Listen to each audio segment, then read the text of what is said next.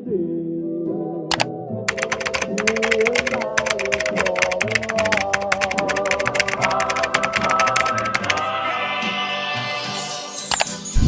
guys, it's your girl Nicole with 2Ls and welcome back to my YouTube channel. So for today's video is a part 3 of my small business series because today I'm going to bake a cake that will be delivered that will be picked up tomorrow.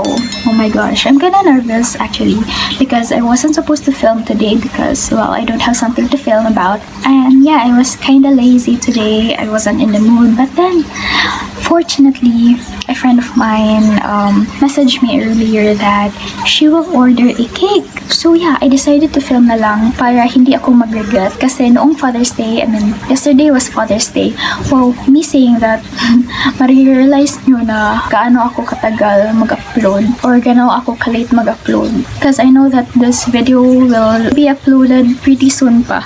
But yeah, anyways. So, hindi ako nag-film noong Father's Day like preparation. Kasi yes, nagbenta ako and all. I'll just insert some pictures here kung ano yung binenta ko sa Father's Day. And part of the cakes that I made was a red horse cake and it actually turned out pretty good. And it was my first time to make that cake. I don't know why I didn't film that, so I regretted not filming that. That's why I'm filming right now. Anyways, yung cake na i-deliver ko bukas is a 5 by 7 inches round cake na PNP theme. Also, mag-make din ako ng isang lunchbox cake na minimalist design lang that will be delivered on Wednesday. So yeah, that will be the things that I'll be baking today, but I will not show you guys the baking process because I already somehow showed you guys that process. So I'll just show you guys the actual building of the cake process and the decorating process. Kasi I also think that hindi ko siya masyadong napakita sa inyo.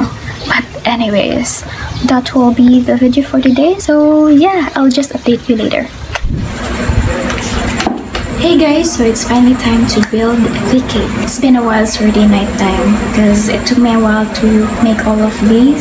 So of course I already have my cakes. I already cut it and also I already put a simple syrup in it. If you don't know what simple syrup is, it is just 1:1 ratio of sugar and water. You just need to dissolve the sugar and you have a simple syrup. It helps to make the cake remain moist all throughout the decorating process. And yeah, and of course I have my chocolate ganache, also very easy to make. You just need chocolate and then milk.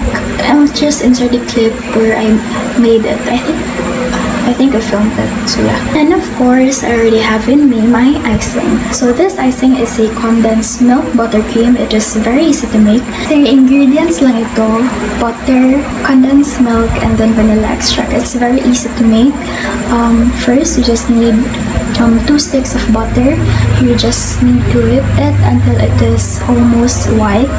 And then you add your vanilla extract and then 1 can of condensed milk. But you shouldn't put the condensed milk like the whole can immediately. You need to add slowly the condensed milk into the cream butter while mixing it. So yeah, it's very easy guys. It just takes some time because you really need to whip the butter first and you need to whip it really well so that it will be so fluffy and it will be almost white.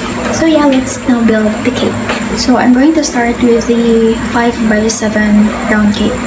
And then after that, yung bento cake or lunchbox cake. So of course, we need a cake board or cake drum to put the cake in. So I actually made this myself guys kasi wala na akong cake board. So I need to improvise, so I made one myself. It's actually very easy to make. You just need a corrugated board. You just cut it into a circle. It should be much bigger than the cake and you cover it with foil. Hey guys, it's Future Nicole here. So I've decided na mag-video na lang separately for the explanation process because it's absolutely not a good idea to talk while building or decorating the cake because, you know, yung hangalaway natin and for sanitation purposes na din. Especially na for orders pa naman yung ginagawa ko na cake. So yeah, anyways, to start building the cake, first and foremost, we need a cake board that is larger than your cake. And then we need to add a dollop of icing in the middle of the cake board so that our first cake layer will stick sa cake board. And then afterwards, you need to add the filling and I've decided to add add a chocolate ganache filling. And para hindi siya like maglagas sa cake, we need to add a border sa cake. And I just used an icing. And after doing so, inad ko na yung ganache. And then, it's time to add the second layer of the cake. And make sure that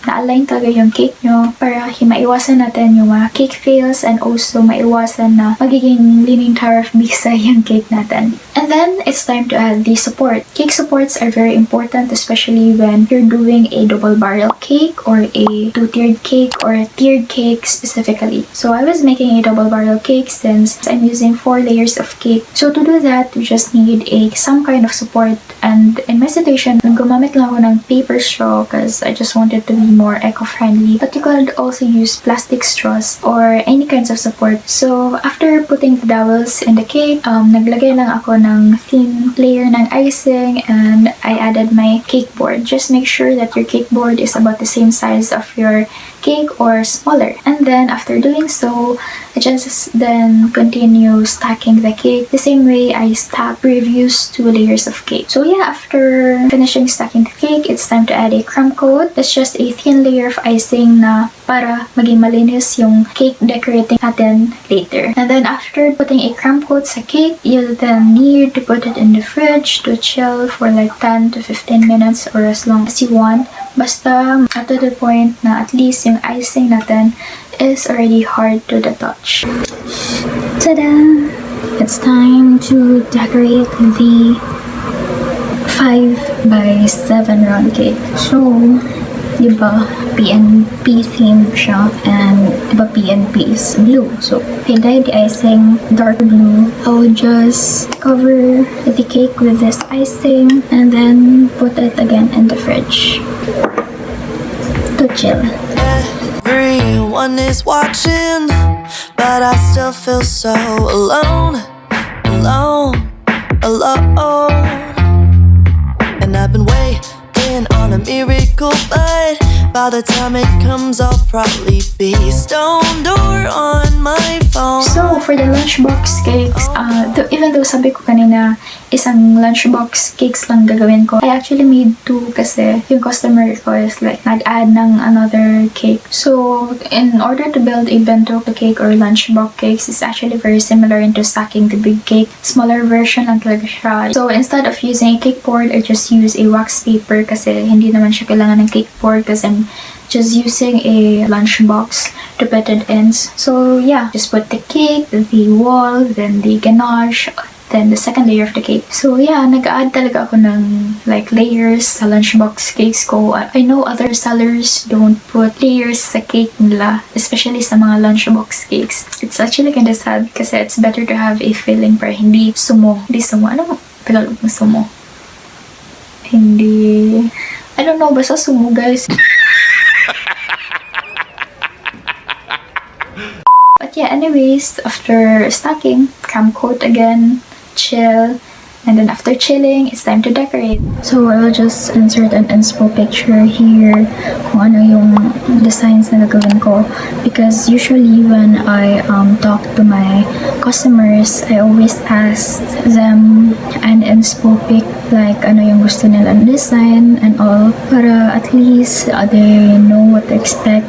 So it's kinda scary kasi baka mataas yung expectation nila, but I always try my best to really imitate or copy the inspo, but hindi ko talaga like assure na the same talaga siya. Anyways, mag-start ako ng decorate. First ng lunchbox cakes, I will dye my icings first. These are the food colorings that I use. Liquid food coloring ang ginagamit ko kasi cheap lang siya, and actually it is much better to use gel food coloring because it is much more concentrated than the liquid one and it doesn't affect the consistency of the icing. So yeah, especially kung yung gusto mong ma-achieve is dark color, I suggest for you to use gel food coloring, though it's more expensive. But I don't want your optimism today, I just wanna complain. It takes a whole damn hour to afford 2 gallons, and I'm not doing enough. Another day, another challenge. I woke up one day and the world was cold. Felt like I'm way too young to feel this old. I got a hole in my heart that keeps getting bigger, so I'll try to fill it up. A room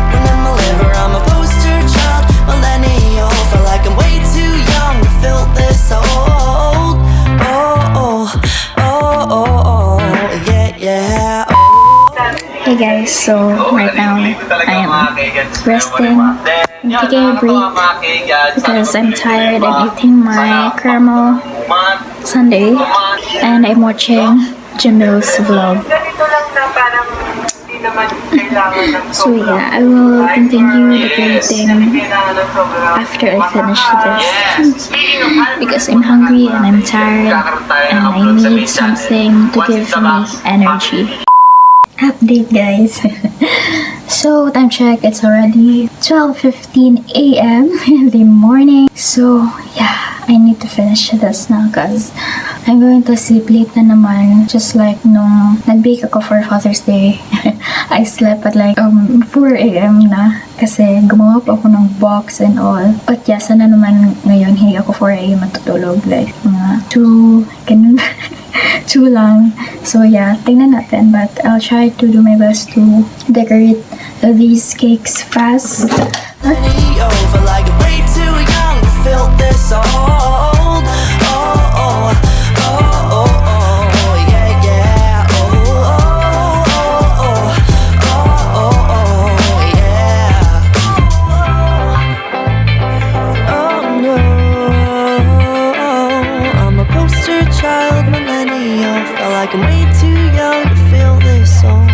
It's now time to decorate this big boy. Struggle is real. But yeah, I'm going to start decorating these. Wish me luck. But first of all, ang gagamitin ko na pang deco is both icing and this printed stuff. So I just searched a police cartoon caricature thingy and a PNP logo sa internet, and then I printed it in a photo paper. Also, I made a name tag and gamitin ko is happy birthday na topper since I still don't have knowledge on how to use a fondant. And wala na akong kaalaman kung paano gumawa. I mean, I actually know how to make one, but I think I'm still not there yet. So yeah, soon fondant na talaga gamitin ko para yung cake is 100% edible or 90% whatever. But yeah, that's my goal soon. But for now, I'm going to use these printed thingies. I printed it in a photo paper na glossy kasi diba medyo paper thingy yung likod pero glossy yung nasa harap. So with that, hindi magbi-bleed yung ink sa cake. So it is actually food safe. So yeah. So yung plan ko sa pag-decorate ng cake nito is kind of similar nung sa Red Horse cake but also different. I then started to put the chocolate ganache drip. Same lang yung ganache na nilagay ko sa cake and like nilagay ko like for the drip. I just make sure na medyo runny yung ganache ko for the drip. Nilagay ko lang siya sa microwave for 10 seconds and then I just let it cool para hindi mag-melt yung icing ko. So yeah, I just put the ganache into a piping bag and I snipped a hole in it na kaunti lang talaga, like a small hole, or you can also use a piping tip na circle lang. It's your choice. So after doing that drip, supposedly mag-add na akong icing sa top, but I then realized that it's better to put it in the fridge again para to avoid mistakes. So yeah, I did that. I put it in the fridge again.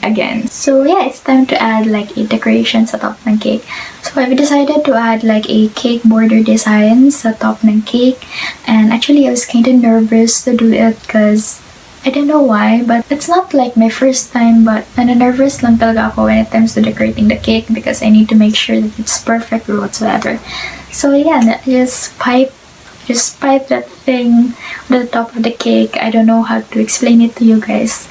Basta yun, ginawa ko siya. After adding that deco sa top ng cake, it's time to add the cake toppers. So again, diba, PNP theme yung cake na ginagawa ko. I just put that PNP logo sa cake. Naghanap lang ako ng side sa cake to be the front na sa tingin ko is the most beautiful side char. So yeah, nilagay ko lang yung PNP logo. And then afterwards, nag-add na ako ng cake toppers. I just used a happy birthday cake topper in black and stinik ko yung police caricature sa cake topper. And then afterwards, nilagay ko lang yung cake topper sa cake, obviously. And then I added a name banner. Finally I'm done. I finally can sleep. I'll just clean a bit. Ay, wait lang. Time check. What the heck? Time check, it's already 2 a.m. in the morning.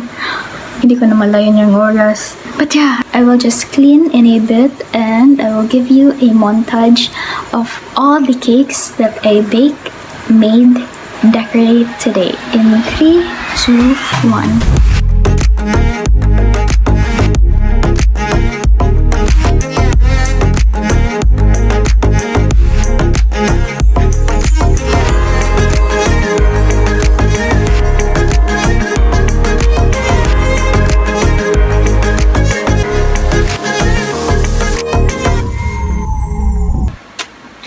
So guys, what do you think? So yeah, those are the cake that I made for today. Time check, it's already 3:04 a.m. Sinabi ko pa sa sarili ko kanina na 2 a.m. matatapos na ako, pero hello, what time is it now? So yeah, that's basically it for the video for today. I hope you enjoyed watching and also somehow learned from all the struggles that I had encountered. So yes guys, disclaimer lang, I'm not a professional baker, but maybe soon, char feeler. But I'm not a professional baker. Obviously, I'm just an 18-year-old girl who loves baking, and I've been baking for quite a while na din. So this is basically part 3 of my small business series, and kung hindi nyo pa nakita yung part 1 and part 2 ng small business series ko, just click the I button here or here. Basta somewhere here. Or I will just link the playlist down below. And if you want, you can show your support through following and liking my business social media accounts. I'll just link it all down below, guys. And kung gusto nyo din mag-order, just DM me. And yeah, don't forget to like, subscribe, and hit the notification bell below for more updates and more videos. And see you in my next video. Bye! Matulog na ako guys, kitulog na ako.